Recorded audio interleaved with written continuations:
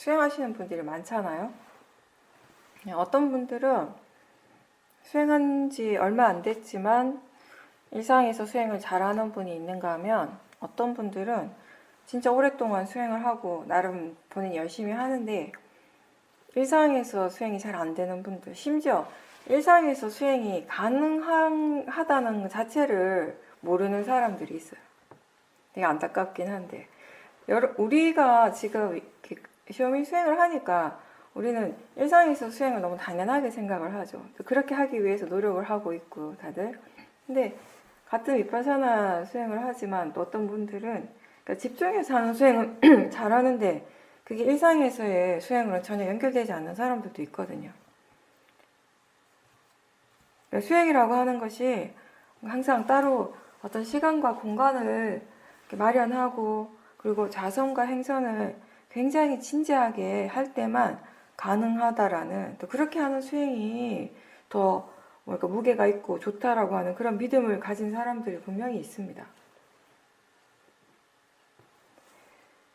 자선을 할 때 우리가 다른 때보다 뭔가 이렇게 마음이 확 집중되는 대상 쪽에 확 이렇게 집중되고 강하게 이렇게 모아지는 그런 상태를 느낄 때가 있는데 그런 마음의 상태만을 좋은 마음이라고 생각을 한다면 일상에서의 수행이 어렵습니다.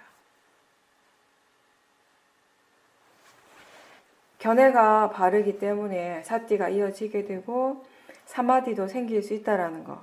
이러한 과정들을 이러한 관계를 이해하지 못하면 사람들은 결국 집중을 통해서 생기는 사마디만을 원하게 됩니다. 그것만 추구하게 됩니다.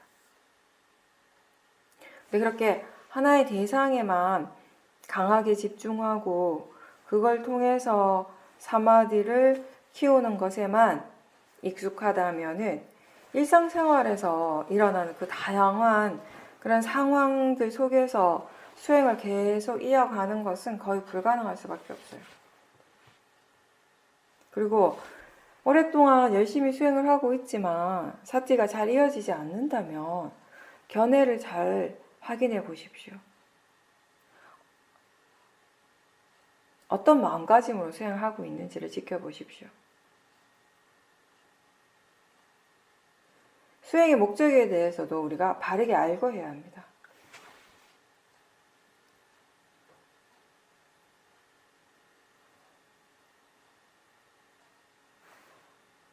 지금 일어나는 마음, 대상이 되는 그 마음은 선법이든 불선법이든 상관없이 그게 마음이고 대상이라는 것을 이해한다면은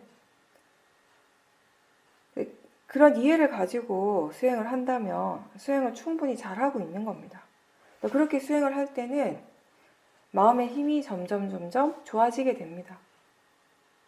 그런 이해가 있을 때 일상에서의 수행도 조금씩 더 자연스럽게 되는 것입니다. 무조건 마음이 고요해져야 한다라고 생각하면 일상에서의 수행이 힘듭니다.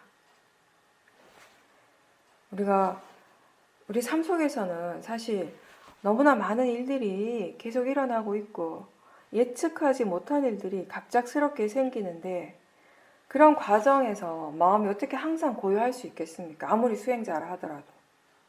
어떻게 하나의 대상에만 집중할 수 있겠습니까?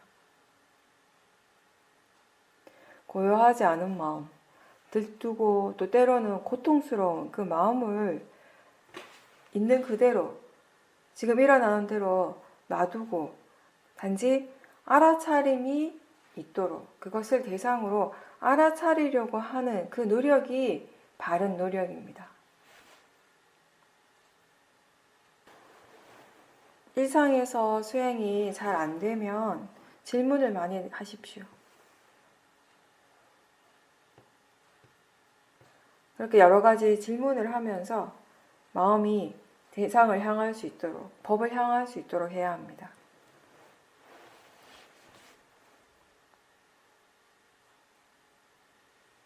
충분히 수행을 할 줄 아는 사람들은 따로 질문을 할 필요가 없죠. 마음이 알아서 하니까.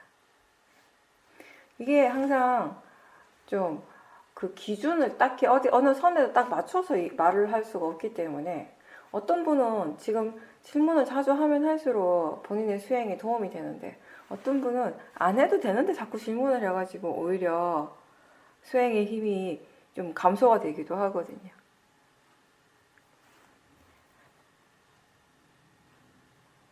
그리고 제가 지난주에 법회할 때 제가 이제 그 편집하면서 다시 들어보니까 자비심에 대해서 얘기할 때 자비심이 집착 없고 탐심 없음에 대해서 배우는 것이다라고 했는데 그 정확한 표현이 자비 수행을 하는 거, 우리가 메타 수행을 하는 건 집착이 없고 탐심 없음에 대해서 배우는 것이라고요.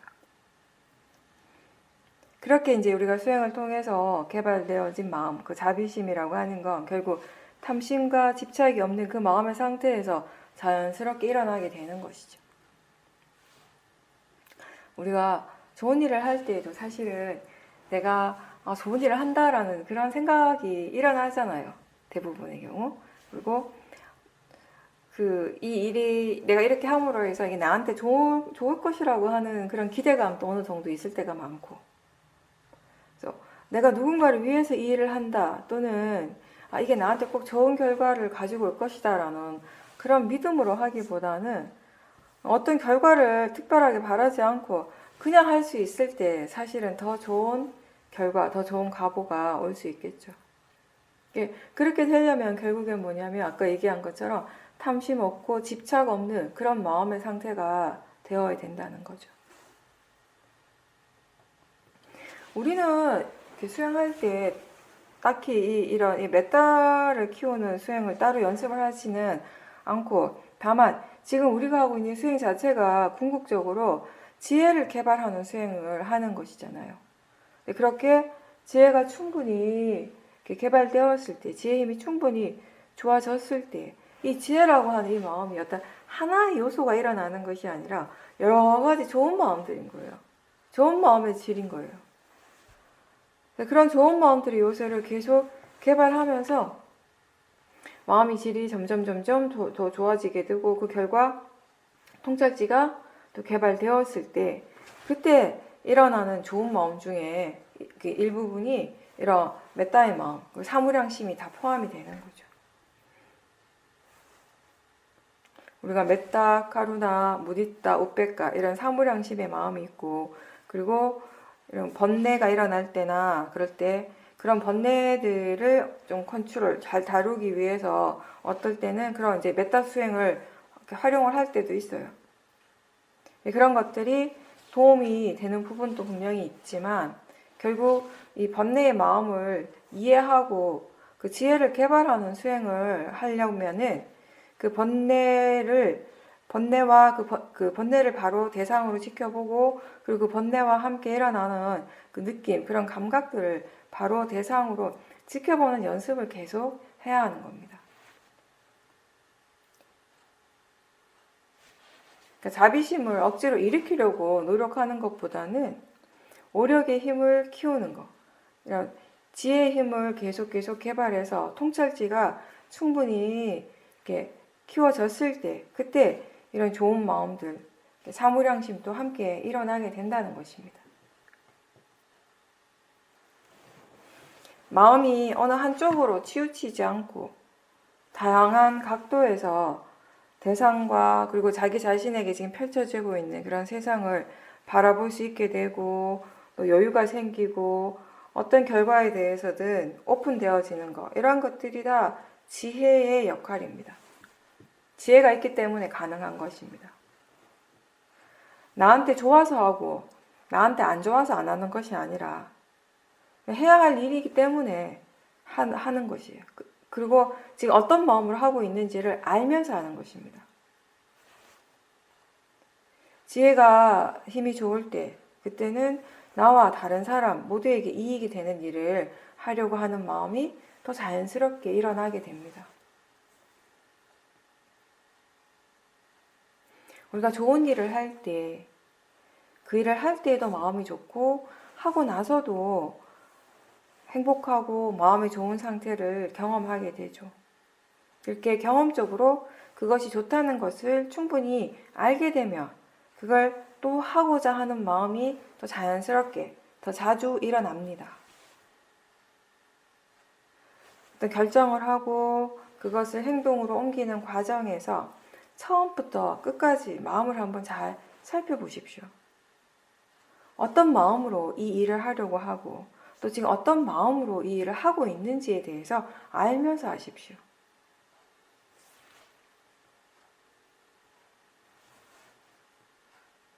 우리가 뭔가 좀 도움이 필요한 사람, 힘들어하는 사람에게 내가 도움을 줬을 때 그걸로 인해서 내가 더 내 마음의 질이 더 좋아질 수도 있고 더 행복해질 수도 있습니다. 근데 반면에 힘들어하는 사람을 보고 내가 그 사람을 위해서 뭔가 해주지 못할 때, 그 사람을 편안하게 해주지 못하는 그 현실 때문에 내가 괴로워한다면 그건 과연 바른 마음인가? 마음을 바르게 쓰고 있는 것인가? 내가 할 수 없는 것에 대해서 계속 생각하고 안타까워하고 괴로워한다면 번뇌가 일어나는 것입니다. 내가 할 수 있는 최선의 노력을 하되 할 수 없는 부분에 대해서는 스스로 그것을 받아들이고 또 그것 때문에 일어나는 마음을 지켜보는 것이 수행자의 자세입니다.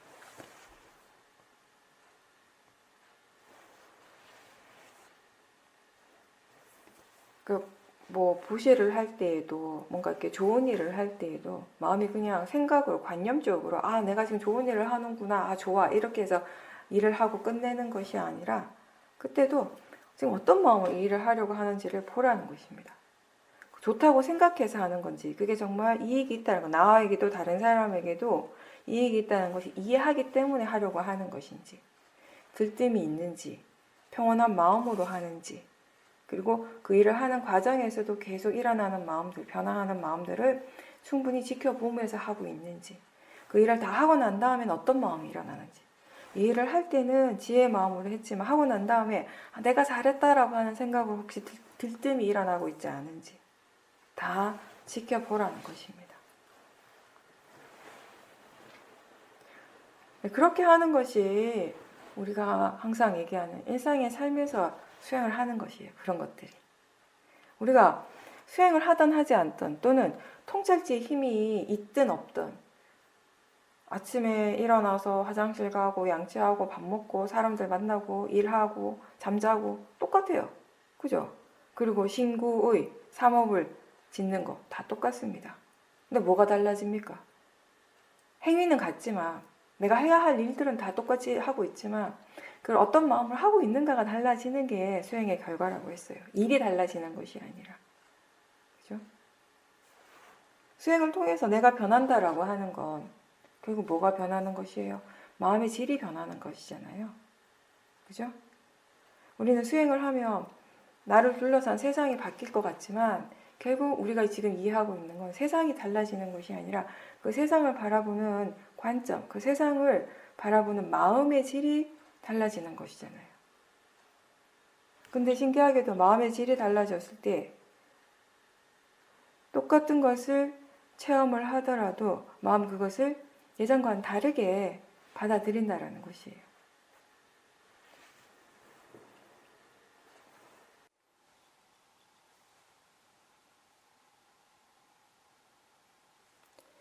네, 가족들에 대한 애착 때문에 마음이 대상에 빠지는 경우가 종종 있었는데 이번에 마음의 힘이 굉장히 좋다고 느껴질 때 그때 그런 대상들에 대해서 또 마음이 어떤 식으로 반응하는지 좀 더 잘 관찰해야겠다 싶어서 일부러 이제 그 예전에 대상에 빠졌던 그런 동영상이라든지 이런 것들을 이제 가지고 와서 그때 수행하는 마음이 어떻게 일어나는지를 유심히 잘 지켜보셨다라고 하셨어요.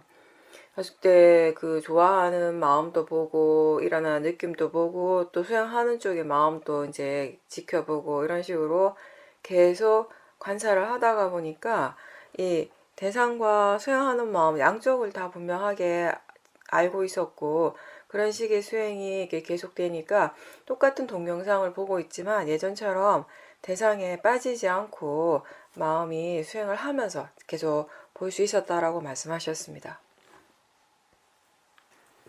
그 보살님의 그 말씀의 핵심이 뭐냐면은 지금 수행하는 마음에 이제 관심이 알아차림 쪽으로 자연스럽게 간다라는 거잖아요. 그죠? 그래서 그 마음의 힘이 좋을 때 평상시에 본인이 대상에 자주 빠졌던 거, 그러니까 빠진 거는 그 좋아하는 마음 때문에 집착 때문에 대상에 이제 자꾸 빠지니까 일부러 이제 마음의 힘이 있을 때 그런 이제 그 대상을 이렇게 불러온 거죠. 왔을 때 어떤 마음이 일어나는지를.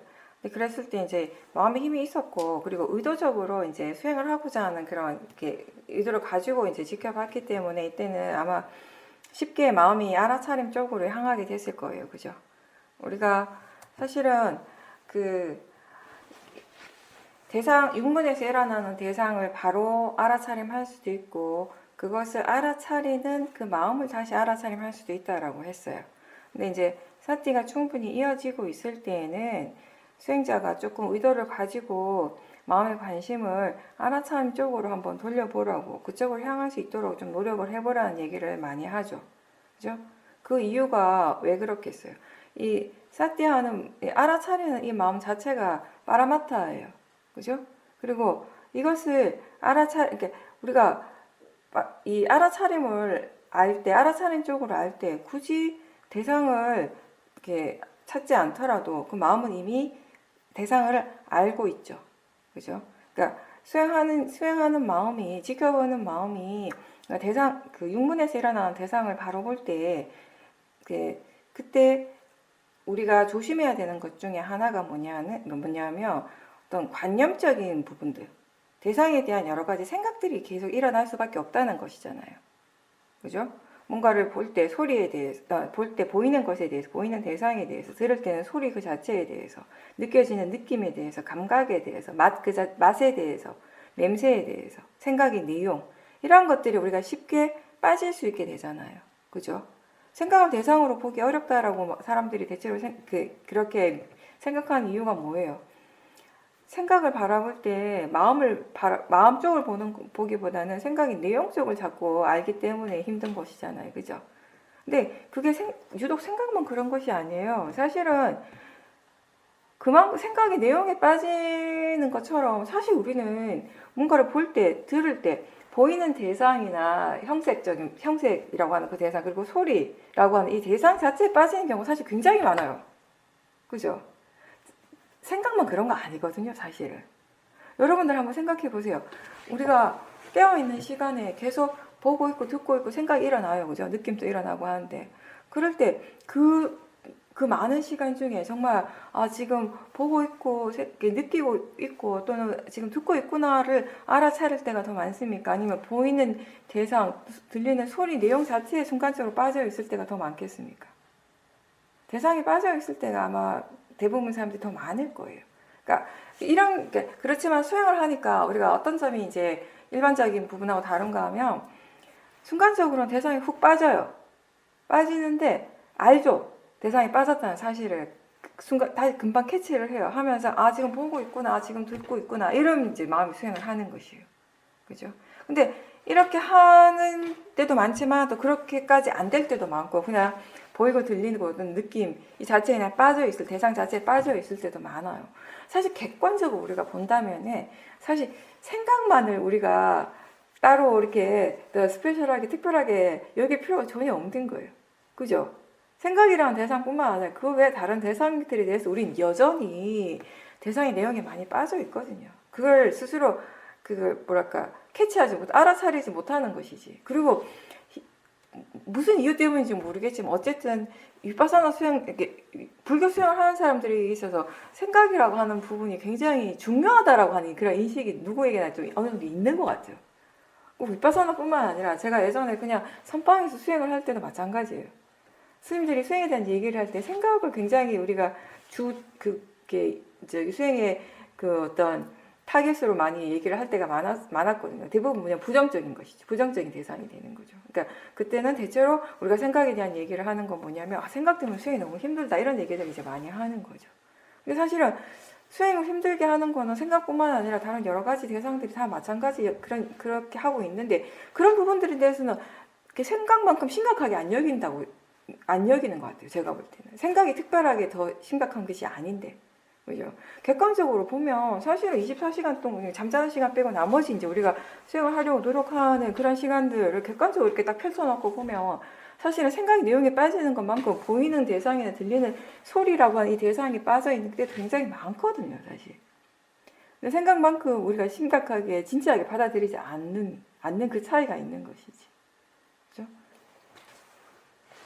근데 어쨌든 좀 전에 얘기한 것처럼 일단 많은 경우 그 육문에서 일어나는 것들을 대상으로 우리가 할 때 그 색성향 미촉법이라고 하는 이 육문의 대상들에 대해 그 내용적인 부분, 관념적인 부분에 순간적으로 빠졌다가 다시 아 지금 보고 있구나 듣고 있구나라고 하면서 이렇게 확 나온단 말이에요. 수행을 하게 된다라는 거죠. 이게 이제 우리가 일반적으로 보통의 마음이 이제 보통의 사람들이 수행을 하는 게 이렇게 잘 나가요. 이런 식으로. 그러다가 이제 마음의 힘이 좋아지면은 사티가 계속 이어지고 있다라고 하는 거, 자연스럽게 사티가 이어지고 있다라고 하는 건 그건 무슨 말인가 하면 그냥 보는 순간 그냥 보고 있다는 그 자체를 알고 듣고 있다는 그 자체를 알고 이런 것들이 계속 이어지는 거죠.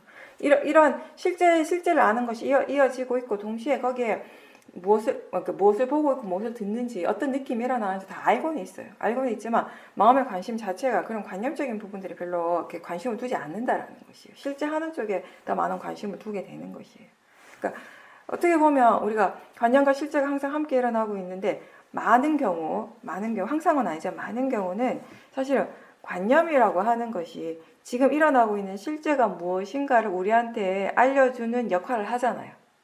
우리 수행자한테는. 일반 사람들은 그게 아니지만 그냥 관념이 100% 빠져 있지만 우리한테는 관념이 그런 역할을 하기도 한다라는 것이죠. 관념에 빠지지만 않는다면, 그죠? 우리가 수행하는 마음의 힘이 어느 정도 갖춰져 있을 때는 그 순간적으로 그 대상의 관념적인 그런 의미에 빠지지만 내용적으로 빠져가지만 그걸 통해서 지금 이런 마음이 일어나고 있구나 이렇게 보고 있구나 듣고 있구나를 알면서 다시 사티를 하게 되는 그런 이제 그 과정이 되는 것이에요.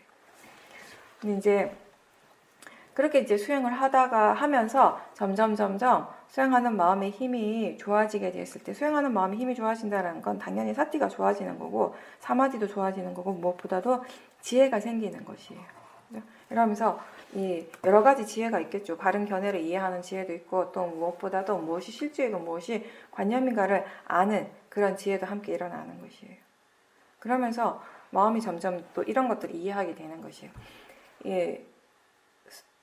수행을 한다라고 하는 것은 항상 대상과 그것을 알아차리는 마음이 항상 함께 일어나고 있는 것인데 마음의 관심이 어느 쪽을 향할 때 더 이익이 있는가, 어떤 것이 더 효과적인가를 이해하게 되는 것이죠. 어떤 쪽이 더 효과적이겠어요? 당연히 대상 쪽을 집중하고 대상 쪽에 향하는 것보다는 수행하는 마음 쪽에 우리가 향할 때 확실히 수행하는 데 있어서 훨씬 더 이익이 많아요. 왜냐하면 그 자체가 이미 빠라마타잖아요. 그죠?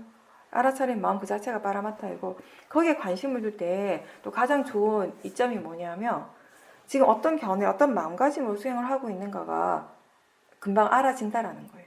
드러나게 된다라는 것이에요. 만약에 수행하는 마음에 탐심이나 진심이 있다면 그러한 것들을 빨리 알 수 있게 되는 것이죠. 왜냐하면 수행하는 마음 쪽에 관심을 두고 있기 때문에 그쪽에 마음이 향하고 있기 때문에 그런 여러 가지 이익이 있는 거죠. 그리고 그렇게 육문에서 일어나는 대상 쪽보다는 알아차림 쪽에 관심을 둘 때 수행하는 마음이 굉장히 고요하고 평온한 상태에서 수행을 할 수 있게 돼요. 이게 육문에서 일어나는 대상을 바로 알아차림할 때보다 그 알아차리는 마음을 다시 알아차릴 때 똑같은 알아차림이지만 앞에도 알아차림이고 뒤에도 알아차림이잖아요. 그죠? 근데 이 뒤에 일어나는 알아차림의 마음이 훨씬 더 평온하고 고요한 상태예요. 훨씬 더 가볍고 그리고 훨씬 더 가장 큰 차이점은 또 뭐냐면 훨씬 더 이 마음이 나라고 하는 그런 자기 동의성이 굉장히 약해져요. 옅어지게 되는 것이에요. 육문에서 일어나는 대상을 바로 바라볼 때 우리가 수행을 하고 있지만 여전히 보고 있는 것이 나라고 수행하고 있는 것이 나라고 하는 그런 마음이 굉장히 좀 강한 상태거든요. 내가 수행을 하고 있다라고 하는 이런 생각들이 강하게 일어나고 있어요. 근데 알아차림을 다시 대상으로 할 때 어떻게 되겠어요? 이게 분명히 나라고 믿었는데 이게 마음이잖아요. 그죠? 나라고 믿었는데 이걸 대상으로 지켜보니까 그냥 마음일 뿐이잖아요. 여기 내가 없잖아요. 알아차리는 마음을 지켜볼 때 거기 내가 있습니까? 없어요. 근데 아는 성질이 있지. 암 그 자체가 일어나고 있을 뿐이지. 오력의 오력의 마음의 요소들이 일어나고 있을 뿐이지 거기 나는 없어요. 그게 분명하게 드러나게 되는 것이에요. 그러니까 나라는 관점이 굉장히 약해지게 되는 것이죠. 그러면 이거를 알아차리는 마음을 또다시 알아차리게 될 때, 그러면 이 나라고 하는 관념은 더 약해지게 되는 것이에요. 나라고 하는 관념이 점점 더 약해지기 때문에, 굉장히 약해진 상태이기 때문에 지켜보는 마음이 평온하고 굉장히 고요한 상태가 되는 것이에요. 흔들림이 없는 거예요. 번뇌 없이 지켜보게 되는 것이고. 우리가 사랑하는 가족이라든지 특히 자식이라든지 이런 대상들에 대해서는 항상 오랜 세월 동안 그 대상들이 나한테는 집착의 대상이었잖아요. 그죠? 계속, 그러니까 내 자식이, 내 딸이나 아들이 태어나는 순간부터 그 대상은 나한테 집착의 대상이었어요. 10년, 20년, 30년? 그렇다면 그 오랜 세월을 거쳐오면서 그 집착이 약해졌겠습니까? 강해졌겠습니까? 수행을 하지 않는다라는 전제하에서는 100% 강해지겠죠. 계속 그 마음을 계속 일으키면서 그 집착의 마음이 점점 더 강해지게 되는 것이에요. 그래서 나중에는 결국 어떻게 되냐면 이 자식에 대해서 집착하지 않는다라는 말을 이상하다고 생각하는 거예요. 자식에 대해서 탐심을 일으키면 안 된다라는 말을 너무나 이상하게 듣는 거예요. 말이 안 된다라고 생각하는 거예요. 있을 수가 없는 일이 이 정도가 아니라 너무 이상하고 너무 저 사람 이상한 사람 이렇게 되는 거예요. 그죠? 그러니까 지금 갑자기 또 뭐가 생각났냐면 옛날에 사화도께서 이 말씀하셨어요. 사화도께서 정말 이렇게 출가하시기 전에 수행을 많이 하셨잖아요. 당신이 그 큰 시장, 그 큰 마켓에서 큰 가게를 운영하시면서 수행을 계속 하셨단 말이에요. 그러니까 얼마나 수많은 사람들을 하루에도 만나고 얼마나 여러 가지 다양한 일들이 일어나겠어요. 그죠? 근데 그 속에서도 수행을 하셨어요. 그러니까 거기서 수행을 하시면서 지혜 힘이 굉장히 좋아졌을 때, 마음의 힘이 엄청 좋아졌을 때가 있었는데 계속 이제 사티와 지혜가 계속 일어나고 있는 그런 순간이었는데 지혜로 가득 차 있었다고 사화도 표현이 그러죠. 지혜로 마음이 가득 차 있었는데 그때 다른 사람들이 사화도를 보고 미친 거 아니냐고 그랬대요. 뭔가 좀 이상해진 거 아니냐고. 저 사람 수양한다고 막 그러더니 약간 좀 이상해진 거 아니냐고. 근데 번뇌가 적당히 있을 때 사람들이 정상으로 봤대요. 무슨 말인지 이해가 되죠. 그런 거죠. 그러니까 우리는 물론 지금의 우리의 마음이 정말 우리가 사랑하는 그 대상, 애착의 대상들, 자식이라든지 뭐 가까운 가족들에 대해서 100% 지금 우리의 마음의 상태 자체는 100% 거기에 대해서 탐심이나 집착이 없다라고 말은 못해요. 그죠? 있긴 있어요. 있긴 있는데 결국 그 집착 때문에 괴롭다라는 거, 내가 괴롭다라는 것은 어느 정도 이해하고 있고, 그리고 그 수행을 통해서 점점 그 집착을 이렇게 없애가야 한다라는 것도 충분히 이해하고 있어요. 그죠? 근데 우리가 수행을 하지 않았다면은 그런 집착이 있는 상태가 너무 당연하다라는 거예요. 그게 없는 상태를 상상할 수가 없는 거예요. 그게 없는 상태가 오히려 이상하다라고 여기게 되는 것이에요. 불가능한 것이고. 그렇죠? 근데 이제 수행을 통해서 결국 이 세상에 어떤 대상도 꼭 집착해야 할, 무조건 좋아해야 할 대상은 따로 없다는 것을 이해하게 됐어요. 그리고 세상의 어떠한 대상도 싫어해야 될 대상이 따로 없다는 것도 이해를 하게 된 거죠. 그죠? 그러니까 어느 정도 문해와 사해가 그쪽에서 많이 생겼어요. 아직 100%의 통찰지는 안 일어났지만. 그래서 어느 정도의 탐심과 진심은 여전히 일어나고 있지만, 그렇지만 그 진심과 탐심을 대상으로 보려고 하는 노력은 또 계속하고 있는 과정인 것이죠. 그렇기 때문에 수행자인 것이죠. 그런 노력을 하고 있기 때문에 모든 번뇌가 다 사라지진 않았지만 여전히 번뇌가 일어날 때도 있지만 그게 일어날 때마다 그걸 대상으로 지켜보려고 하기 때문에 그 사람은 좋은 수행자예요. 훌륭한 수행자가 되는 것이에요. 그래서 그 집착의 대상이 이제 점점 수행의 대상이 되어지고 이제 더 나아가서 지혜의 마음의 대상이 되겠죠. 점점. 그렇게 이제 변화해 가는 것을 우리가 수행을 통해서 스스로 지켜보게 되는 것이에요. 그래서 이제 마음의 힘이 좋을 때 이제 보살님이 하신 거 방법처럼 이렇게 일부러 본인에게 오랫동안 번뇌의 대상이었던 그런 대상들을 불러올 수 있어요. 그래서 그 대상에 대해서 수행을 어떻게 할 수 있을지 한번 또 지켜보는 거죠.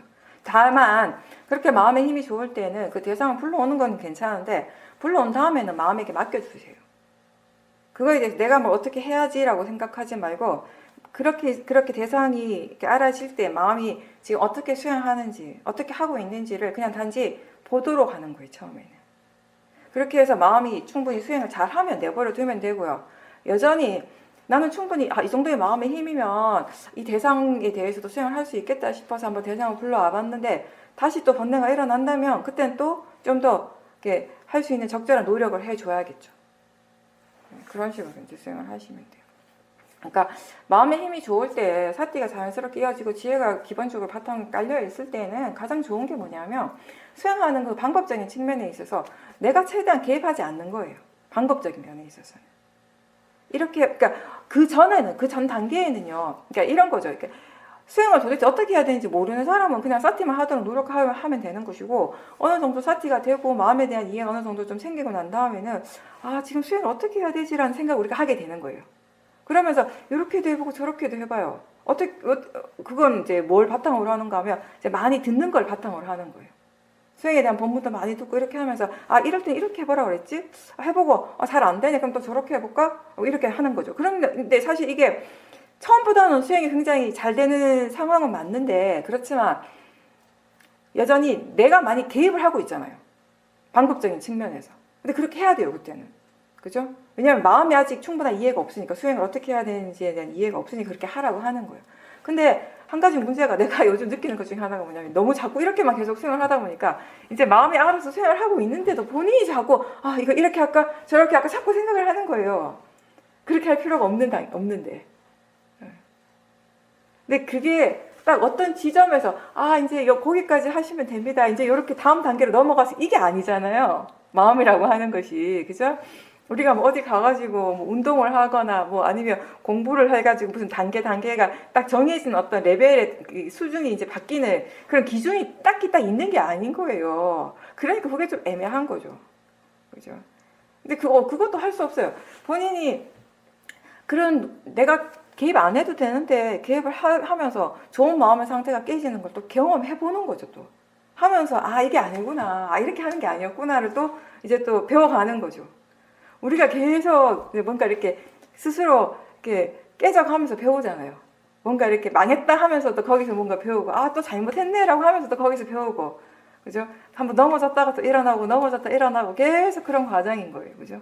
근데 이제 그게 옛날만큼 힘들지 않은 게 뭐냐면 뭔가 이렇게 생각대로 잘 되지 않더라도 뭔가 망했네라고 하는 그런 느낌이 들더라도 내가 망했네라고 생각을 안 하는 거예요. 이제 그래서 결과가 이렇구나 그럼 다시 또 다르게 시도해보면 되는 거고 그런 식으로 이제 바뀌는 거죠. 마음에 이제 그런 거 이제 마음의 여유라고 하는 거예요. 그런 것들이 이제 마음이 오픈된다라고 하는 거예요. 뭐가 일어나도 그렇지 뭐 그런가 보다 이렇게 하니까 이런 결과가 왔나 보다 100% 확실하지는 않지만 이제 대충 이제 마음이 이제 그렇게 생각하는 거예요. 내가 또 잘못했네 이런 생각이 아니라 그죠? 이제 그런 여유가 생기는 거죠. 네. 그렇게 하면서 이제 수행이 점점 발전이 되는 거예요. 네. 우리도 마찬가지 여기 있는 스님들도 우리가 워낙 개를 좋아하니까 근데 그 개 좋아하는 게 탐심이 있잖아요. 그죠? 그리고 또 천방에는 우리 개라고 하는 그런 게 있는 거예요. 그러니까 집착이 생기는 거예요. 그죠? 근데 그런 것들에 대해서 최대한 또 알아차리려고 노력하는 마음도 함께 있는 것이고. 네. 그래서 우리가 그걸 아니까 사실은 개를 좋아하지만 개를 안 키우려고 했잖아요. 그죠? 누가 이렇게 개를 갖다 준다는 얘기 여러 번 했어요, 우리한테. 우리가 개 좋아하니까. 근데 아니라고 우리는 개 안 키운다고. 절대 개 키우는 일이 없을 거라고 항상 얘기했어요. 근데 근데 이렇게 됐어요, 결과적으로. 우리가 뭔가 세상에 일어나는 일들에 대해서는 항상 절대 아니야, 절대 그렇지 않을 거야 라고 말은 함부로 못할 것 같아요. 진짜 처음 우리가 단마숲에 왔을 때 우리가 개를 키울 거라고는 상상을 못 했거든요. 그리고 이번에 아시는 분들은 아시겠지만 며칠 전에 저희 공양주 보살님께서 친구를 만났는데 그 친구가 목요일날 확진된 거예요. 코로나 확진. 그러니까 우리 공양주 보살님이 밀접 접촉자가 된 거잖아요. 근데 그 보살님이랑 우리가 보여서 4월 동안 같이 생활을 했어요. 그러니까 저는 한번 생각해 보세요. 여기가 서울도 아니고 경기도도 아니고 밀양은 뭐 이렇게 서울만큼 그렇게 코로나 환자가 많지도 않고 또 우리가 저 시내에 사는 것도 아니고 이렇게 떨어져 살잖아요. 산속에. 우리 마스크 안 끼고 살거든요. 사실 시내 나갈 때 마스크 저랑 낄 필요가 없어요. 그렇게 살았는데 저는 제가 코로나 검사를 하러 갈 일이 있으리라고는 생각을 안 해봤거든요. 그럼 내 환경이 근데 일이 그렇게 되니까 완전 밀접 접촉자랑 그 보살님 자가격리하라고 연락 왔고 그분이랑 우리 이미 4월 동안 같이 지냈고 그래서 다들 이제 우리 절에 있는 사람들이 다 가서 이제 검사를 받아봤거든요. 검사 받으면서 제가 와 내가 이거 검사를 받으려고 생각도 안 해봤는데 근데 상황이 그렇게 벌어졌으니까 그런 상황들이라고 하는 그러니까 그렇게 우리한테 일어나는 일상에서 그 삶에서 일어나는 상황들은 예측 불가한 일들이 진짜 많이 일어나요. 내가 막 미리 생각하고 미리 이제 예상을 하고 그렇게 결과가 그렇게 되도록 아무리 막 노력을 해도 내가 딱 그렇게 계획해 놓은 대로 딱 짜놓은 대로 될 때보다 안 될 때가 더 많잖아요. 그죠? 세상 일이라고 하는 것이 내 맘대로 안 되잖아요. 그죠? 수행이라고 하는 것도 그런 것이에요. 수행의 결과도 마찬가지예요. 내가 원하는 대로 내가 이만큼 내 생각이 내가 이만큼 수행했으니까 이런 결과가 오겠지 그런 거 없어요. 그죠? 그건 내 생각이고 내 바람이고 나의 기대인 것이지 우리는 기대는 누구나 다 아무거나 다 할 수 있어요. 뭐 로또 1등 되고 싶은 기대할 수 있는 거고 막 코로나가 나만 피해가기를 바라는 그런 기대도 할 수 있는 기대는 누구나 다 하죠. 근데 문제는 뭐냐면 우리한테 실제로 일어나고 있는 것이 무엇인가에 대한 부분이에요. 기대하는 건 진짜가 아니잖아요. 그죠? 내가 바라는 건 진짜가 아니잖아요. 그건 그냥 내 마음이 100% 만들어내는 허상이잖아요. 허상. 아무것도 없어요. 거기는. 그냥 진짜 그냥 만들어내는 것이에요. 그냥 스토리예요. 그냥 이야기일 뿐이에요. 만들어낸 이야기일 뿐이에요. 근데 우리의 괴로움은 어디에서부터 오는가? 마음이 그렇게 만들어 놓은 것하고 실제로 일어나는 것의 차이에서 온다는 거예요. 이해가 되시죠? 근데 내가 만들어 놓은 거 그거는 아무것도 아니잖아요. 그거는 정말 허상이잖아요. 실체가 없는 것이잖아요. 우리한테 일어나는 건 지금 일어나는 거 이것밖에 없어요. 근데 우리는 있지도 않은 것을 가지고 붙들고 막 괴로워하는 거예요. 왜 그렇게 안 됐을까? 왜 저렇게 되면 안 되는데 이런 것들 때문에. 그러니까 내가 원하는 것과 실제로 일어나는 것의 차이. 이 차이가 크면 클수록 괴로움이 더 커지게 되는 것이에요. 불교는 지금 무엇이 실제인가에 집중하라는 것이에요. 지금 실제로 일어나고 있는 것이 무엇인가. 그걸 직시하라는 거예요. 그걸 바로 보라는 것이에요. 그래서 마음이 지금 어떤 상상을 하고 있고 어떤 기대를 하고 있다면 그렇게 기대하고 있는 그 마음 자체를 또 알아차림하는 것이 또 실제가 되는 것이죠. 왜냐하면 그렇게 알아차림을 한다면 우리가 그렇게 바라는 내용에 빠지진 않잖아요. 그렇죠? 근데 알아차리지 못할 때는 오로지 그 내용에 빠지게 되는 거예요. 그리고 그렇게 되기를 바라는 그 탐심이 너무 크기 때문에 다른 것들에 대해서 우리가 생각할 여유도 없는 것이에요. 그것 말고 다른 것이 일어났을 때 마음이 엄청 실망하게 되고 힘들어하고 괴로워하게 되는 것이고.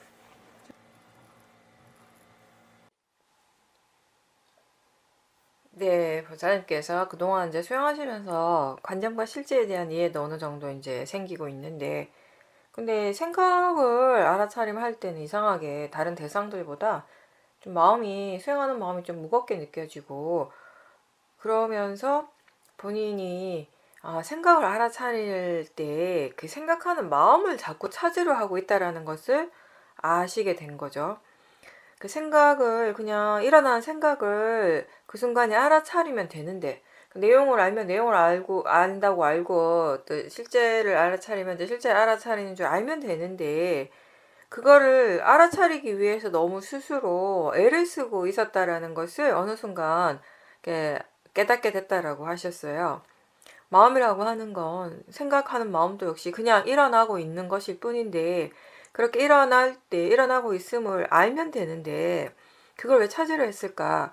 그 생각이 일어나는 순간 지금 생각이 일어나고 있구나라고 그렇게 알아차리는 거 그게 전부인데 그렇게 수행을 하면 된다라고 이제 마음이 이해를 하고 나니까 그 다음부터는 생각을 알아차림할 때도 마음이 무겁지 않고 그냥 가볍게 수행을 할 수 있게 됐다라고 말씀하셨고 또 이렇게 하는 게 맞는지 물어보셨습니다. 아주 바른 거죠. 그렇게 하시면 됩니다. 네. 생각하는 마음을 찾으려고 처음에는 했는데 부사님 말씀하신 대로 마음을 어디서 찾겠어요 우리가. 그죠? 근데 생각하는 마음을 찾을 필요가 없이 보살님 말씀하신 게 딱 정답이에요. 지금 생각하고 있구나를 알아차리는 것이 생각하는 마음이에요. 생각하는 마음을 아는 것이에요. 이미 알고 있었어요, 마음이. 그죠? 이미 지금 생각을 알고 있었는데 거기서 또 그게 생각이고 그게 마음이라는 것을 이해하지 못하니까 자꾸 생각하는 마음을 찾아야 되는데 라고 생각을 한 거예요. 별거 아니에요. 사실 아까하고 약간 연결되는 건데 우리가 생각이라고 하는 것에 대해서 다시 한번 정리를 해본다면요. 저도 예전에 많이 그랬지만 사람들하고 이제 얘기를 해보면 생각이라고 하는 그 대상에 대해서 그 마음의 작용 자체에 대해서 우리가 너무 특별하게 생각할 필요 없다는 것에서부터 시작을 하는 거예요. 그러니까 아까도 얘기했듯이 뭔가 뭐 보이는 것을 아는 것처럼 들으면 들리는 것을 아는 것처럼 뭐 그 느낌을 알아차리는 것처럼 생각도 마찬가지 그런 마음의 여러 가지 작용 중에 하나이거든요. 그죠? 근데 어떤 이유에서건 우리가 자꾸 그쪽을 생각이라고 하는 쪽을 좀 이렇게 특별한 어떤 뭐 가치를 부여했다고 하는 약간 특별하게 생각하는 게 있는 것 같아요. 그죠? 그럴 필요는 전혀 없다라는 것이에요. 생각을 알아차림하는 건 딴 거 아니에요. 그냥 지금 생각하고 있구나를 아는 그 순간이 생각을 알아차림하는 거예요. 별다른 거 없습니다. 그렇게 알아차림할 때 지금 마음이 생각하는구나, 지금 생각이 일어나고 있구나라고 그렇게 알 때 거기에 또 뭐가 있냐면 어떤 내용인지도 알아차려지겠죠, 당연히. 그죠? 근데 이제 보살님이 생각하는 마음을 찾으려고 할 때는 이게 뭔가 이렇게 자꾸 대상적으로 끌려가는 느낌이 났을 거예요. 그죠? 근데 그냥 지금 생각하고 있다라는 것을 알아차리는 것은 그냥 생각이라고 하는 마음이 그냥 흘러가도록 지나가도록 내버려 두는 것이에요. 붙잡지 않는 거예요. 그러니까 생각하는 마음을 찾으려고 할 때 뭔가 이렇게 붙잡으려고 하고 이렇게 수행하는 마음이 뭔가 이렇게 붙잡으려고 했었다면 지금은 지금 생각이 일어나는구나, 마음이 지금 생각하는구나라고 그냥 알아차림한다라고 하는 건 생각이라고 하는 이 대상이 그냥 흘러가게 지나가게 내버려 두고 그냥 알기만 할 뿐인 거죠. 이렇게 하는 것이 바른 알아차림이거든요. 모든 대상에 대해서 다 마찬가지. 이렇게 할 때 지금 어떤 내용인지도 알아지게 되는 것이에요. 그렇게 알아차림할 때 우리가 마음과 내용을 다 같이 지켜본다라고 얘기를 하는 거죠.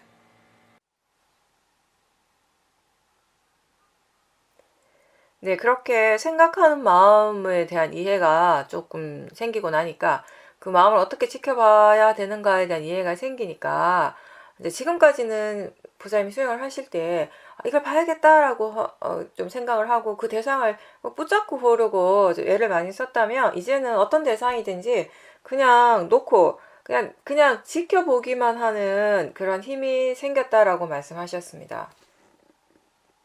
보살님께서 그 생각을 통해서 이해한 거는 단순히 생각에만 국한되는 이해가 아니죠. 이게 모든 빨아맞다, 실제 하는 거, 지금 육문승에서 일어나는 실제 하는 대상들을 어떻게 지켜봐야 하는가에 대해서 다 이해가 되는 것이거든요.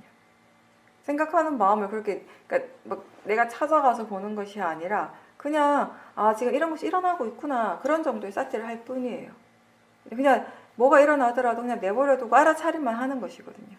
근데 그렇게 사티를 했을 때 그게 생각뿐만 아니라 보이는 것도 들리는 것도 느낌도 다 그런 식의 사티를 할 수 있다면 수행하는 마음이 훨씬 더 가볍게 수행을 할 수 있게 되는 것이죠.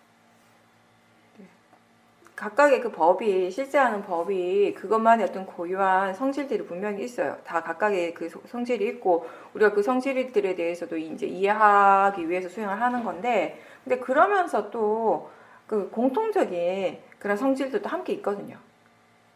그죠? 그래, 이치, 일어나는 이치, 이런 것들. 공통적으로 함께 똑같이 적용되는 그런 성질들도 있단 말이에요. 그러니까 그런 부분, 그러니까 수행하는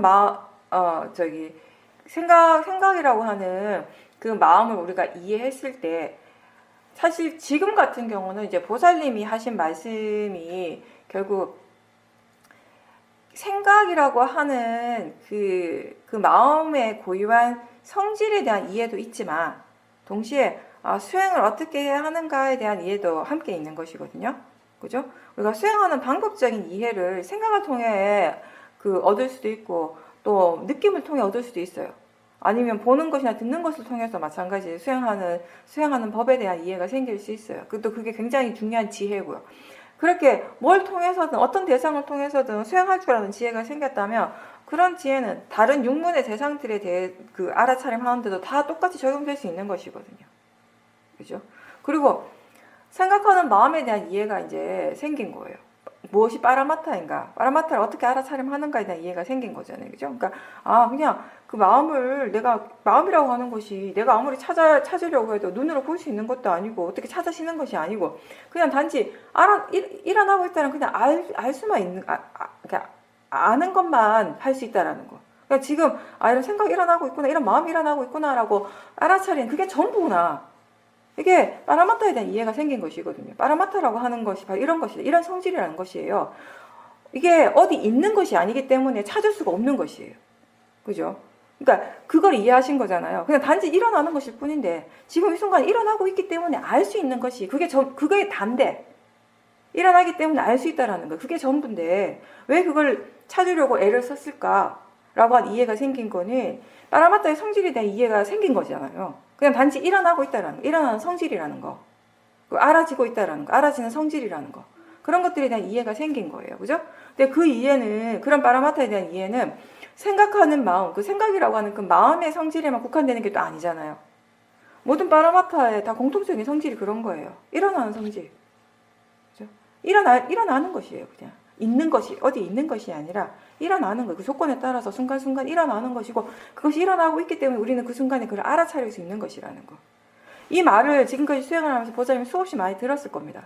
그런데 이 말이 어떤 의미인가를 마음이 이해하는 건 다르기 때문에 지금 이제 그걸 이해하신 거죠. 어느 정도. 그 이해가 생각이라고 하는 대상을 통해서 일어났고, 그 이해가 이제는 볼 때도, 들을 때도, 느낌을 느낄 때도, 그리고 맛과 냄새를 알 때도, 그런 것들을 대상으로 할 때 다 이 이해가 적용이 되겠죠.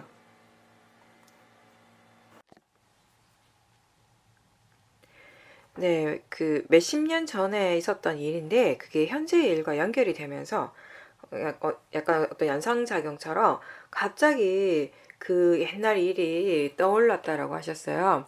그러면서 이제 보살님이 순간 깜짝 놀랐다라고 하셨는데, 그때 이제 그 일어난 생각이, 만약에 지금 요즘 일이 그렇게 생각이 났다면 이게 대상이지 하고 그냥 알아차림 했을 것 같은데, 너무 예상치 못한 아주 옛날에 그 일이 갑자기 그렇게 불현듯 딱 떠오르니까 너무 그때 그 순간에 마음이 깜짝 놀라가지고 그걸 대상으로 보지 못하고 수행을 제대로 못했다라고 하셨는데요.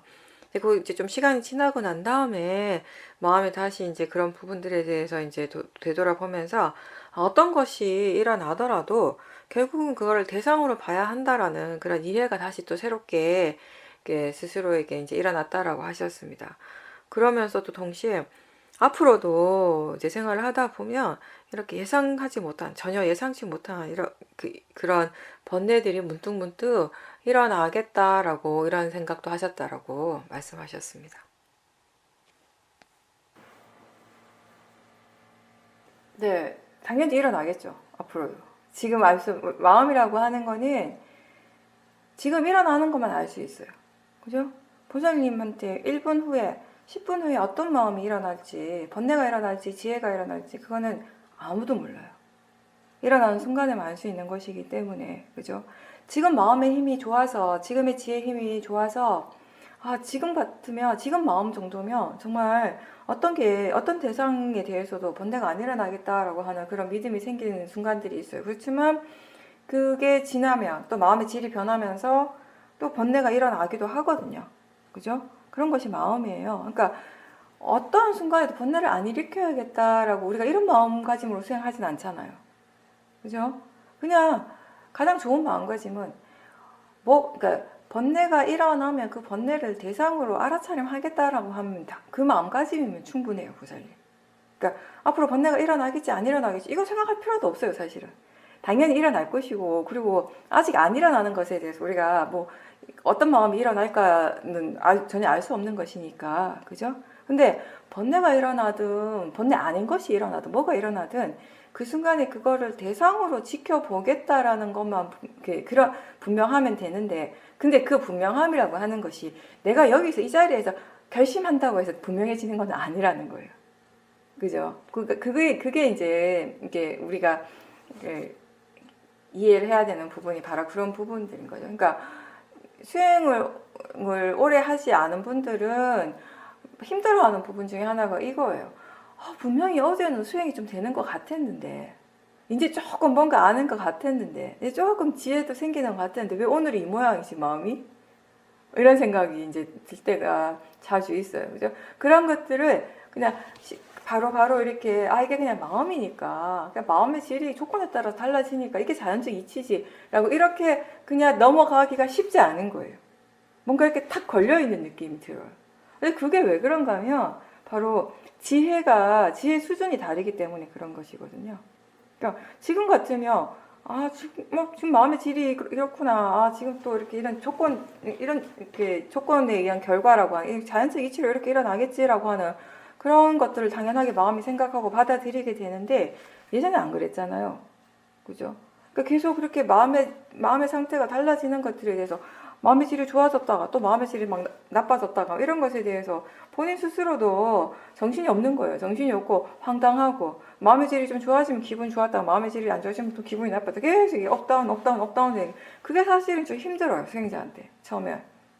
근데 그건 어쩔 수가 없는 거거든요.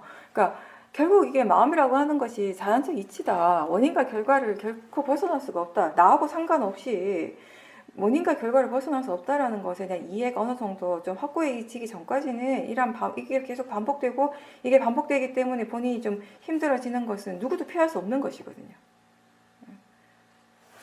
그러니까 보살님이 고등학교 때 일이 생각난 것 가지고 놀라셨는데 보살님 뭐 초등학교 때나 그보다 더 어릴 때 기억 안 나요? 날 때 있잖아요. 그럼 놀라워서 어떻게 수행을 해요, 그때마다.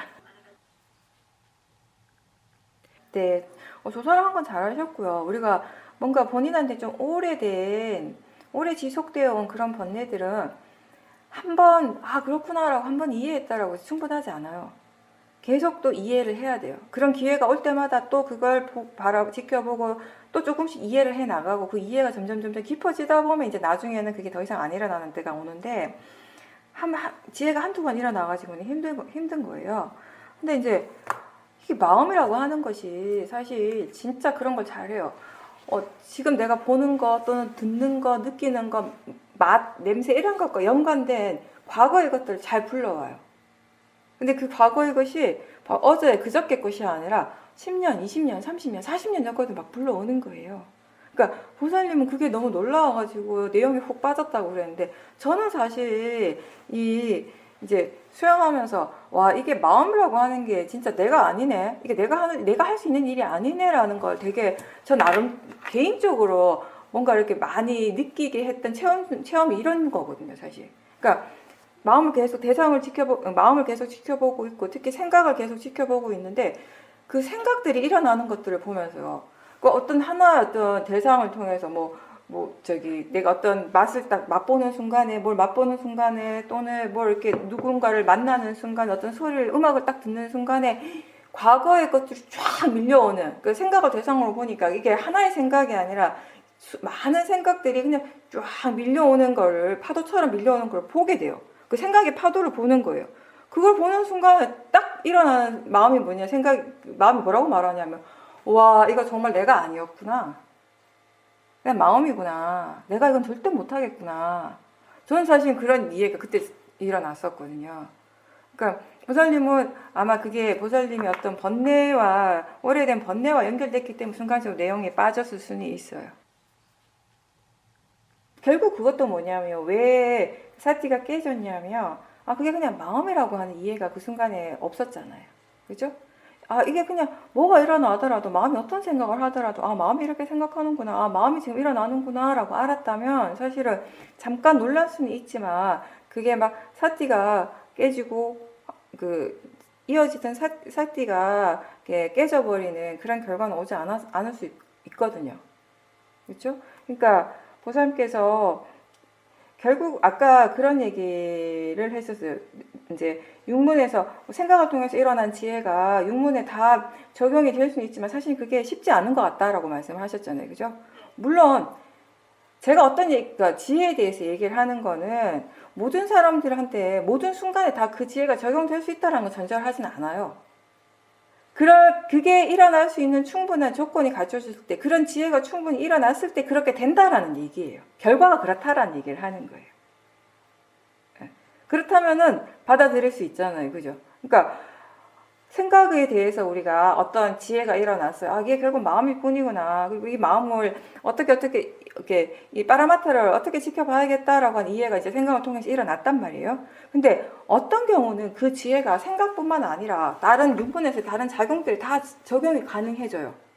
근데 어떤 때는 생각에는 그 지혜가 분명히 적용이 되는데 보는 것이나 듣는 것은 적용이 안 될 때가 있어요.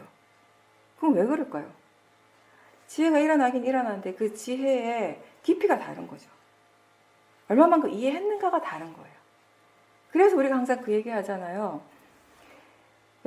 모르는 것을 알기 위해서 우리가 수행을 하고 이미 이해했지만 그 이해한 것을 더 이해의 깊이를 계속 더하기 위해서 더 깊이 있게 이해하기 위해서 수행을 계속 지속해야 하는 것이라고요.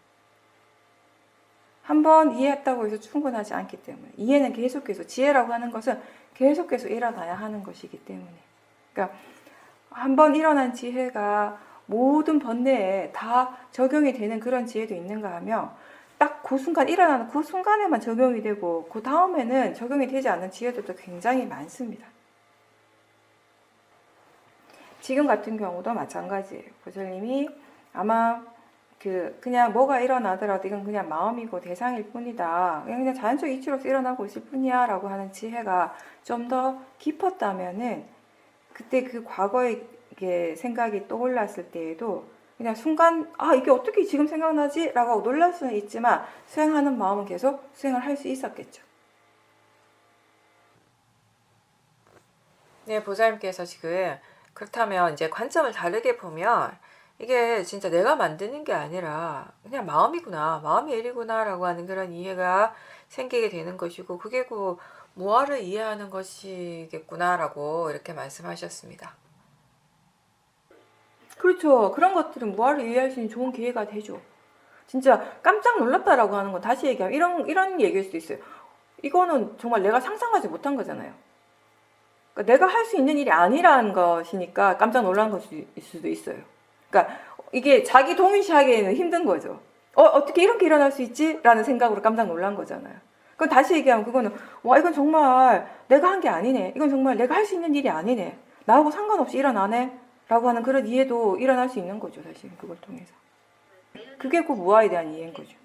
그러니까 우리가 일어나는 체험 자체는 하나지만 그거를 어떤 마음으로 경험하는가, 그걸 체험하고 경험하는 마음의 상태가 어떤가에 따라서 온통 번뇌로 가득 찰 수도 있고요. 지혜로 가득 찰 수도 있는 거예요. 번뇌와 지혜가 함께 공존할 수도 있고. 다 다른 거죠, 그거는. 근데 이제 지금 같은 경우는 다행히 번뇌로 가득 차 있지는 않는다라는 거예요. 어느 정도 번뇌도 있지만 또 그걸 다시 대상으로 보고 왜 그런가에 대해서 조사할 수 있는 지혜도 함께 있었어요. 그러니까 아주 빠르진 않지만 우리가 조금씩 발전을 하고 있는 것이에요. 마음이.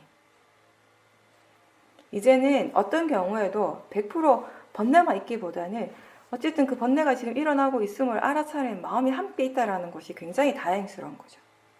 이게 우리를 보호해주고 우리를 도와주는 마음이에요. 그 마음이. 네.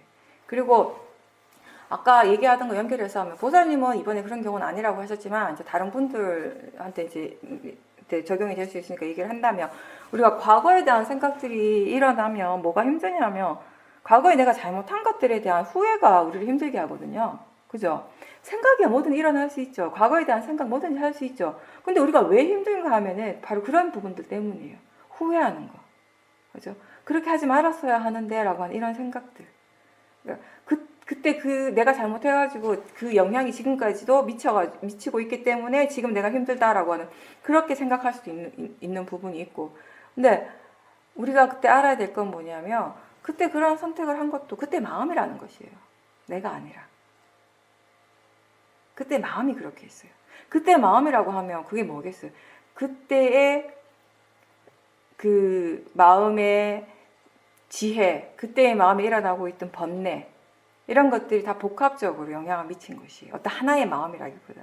그러니까 선택하는 건 하나의 마음이지만 그 선택에 영향을 미친 건 굉장히 많은 요소들이 있다는 것이에요. 하나가 절대 아니라는 거예요.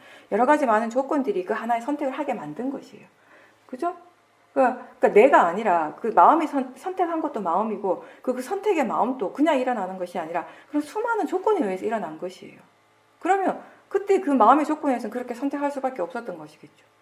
만약에 지금의 마음이 선택을 한다면 물론 다르게 선택을 할 수 있겠지만 그렇다면 나중에 세월이 지났을 때 지금의 마음이 선택한 것을 봤을 때 그것도 100% 지혜였을까? 지혜라고 마음이 받아들일 수 있을까? 그거는 알 수 없는 거예요. 왜냐하면 과거에 그 선택을 할 때도 마음은 그게 나한테 좋을 것이라고 믿었기 때문에 그런 선택을 했을 거란 말이죠. 그게 좀 더 유리하고 좀 더 낫다라고 생각을 했으니까 그런 선택을 했을 거예요. 그때 마음은.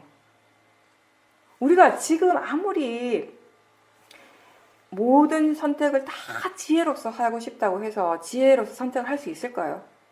안 돼요. 왜? 왜 안 되냐? 지금 마음의 지혜가 그만큼 힘이 갖춰져 있지 않기 때문에 안 되는 거예요. 내가 안 하고 싶어서가 아니라 내 탓이 아니라 마음의 조건이 그렇다는 것이에요. 그러니까 지금의 내가 어떤 선택을 해서 그게 나중에 어떤 결과가 일어나든 미래에 그 결과에 대해서 그 미래에 내가 지금의 나를 이렇게 뭔가 이렇게 잘못했다고 스스로 막 이렇게 자책할 필요는 없다라는 것이에요. 아무리 내가 지금 좋은 사람이 되고 싶고 항상 그 훌륭하고 좋은 생각만 하고 좋은 선택만 하고 싶다고 하는데 그게 되냐고요? 안 되잖아요. 지금 당장만 봐도 우리가 지금 법에 대해서 얘기하고 있고 지금 이렇게 수행에 대해서 집중하고 있는 지금 이 순간에도 일어나는 모든 생각들이 다 선법의 생각일까요? 아니라고 봐요. 불선법의 생각도 일어나고 있어요. 그게 우리의 마음의 조건이라고요. 우리의 마음의 상태가 다 그만큼이라는 것이에요. 그러면 그 조건에 맞는 선택을 하는 것이에요. 그렇게 받아들이라는 것이에요. 과거에 대해서 우리가 기억을 하고 과거에 대해서 생각을 할 때에도 그걸 나하고 자꾸 동일시하지 말고 그때 마음이라고 알아야 되는 것이에요. 지금의 우리가 지금 알아차림을 할 때 자기 자신을 뭔가 마음으로 빠라마타로서 관찰하는 것을 계속 연습을 하는 것처럼 과거도 마찬가지예요. 이미 지나간 것도 무엇이 지나갔냐면 그 과거에 내가 있는 것이 아니라 과거에 일어났던 마음이 있고 과거에 일어나고 사라졌던 그 마음과 그 물질의 진행 과정들이 있었던 것이에요. 그런 것들이 다 조건이 되어져 가지고 하나가 다 어떤 고리로 연결되어져 가지고 지금의 이 모습이 있는 거죠. 지금의 이런 결과물이 일어나고 있는 것이죠. 그렇게 알아야 되는 것이죠. 그렇게 알 때 그런 이해들이 좀 생겼을 때 우리가 과거에 대해서 생각을 하더라도 괴롭지 않을 수가 있는 거예요. 그냥 단지 그걸 그냥 지금 생각이 일어나고 있구나를 그렇게 알아차림하게 되고 그리고 그 내용을 본다 하더라도 그 내용 때문에 괴로워하지 않는 것이에요. 그걸 나하고 동일시하지 않기 때문에. 이러한 부분들도 한번 잘 생각해 보세요. 여러분들이 예전에 처음 수행을 할 때 제가 이런 얘기를 하면 뭔 소린지 저게 가능한 거야? 말이 돼? 아니 내가 한 건데 왜 내가 안 한 거야? 이렇게 생각을 할 거예요. 그죠? 내가 당연히 한 거지. 그러면 뭐 세상에 잘못한 사람 아무도 없네. 당연하죠. 잘못한 사람은 없죠. 단지 바르지 않는 마음은 일어났죠. 그죠? 거기 사람이 있는 것이 아니라. 불선법은 일어났죠, 분명히. 그것까지 안 일어났다고 할 수는 없는 거. 일어났어요, 당연히. 일어났고, 그 일어난 것의 결과가 또 어디에 지금 자기 자신이 받고 있어요. 몸과 마음을 통해서. 선법의 결과도 불선법의 결과도 지금 우리에게 일어나고 있다는 것이에요. 그게 우리의 과보입니다, 과보. 그게 원인과 결과예요.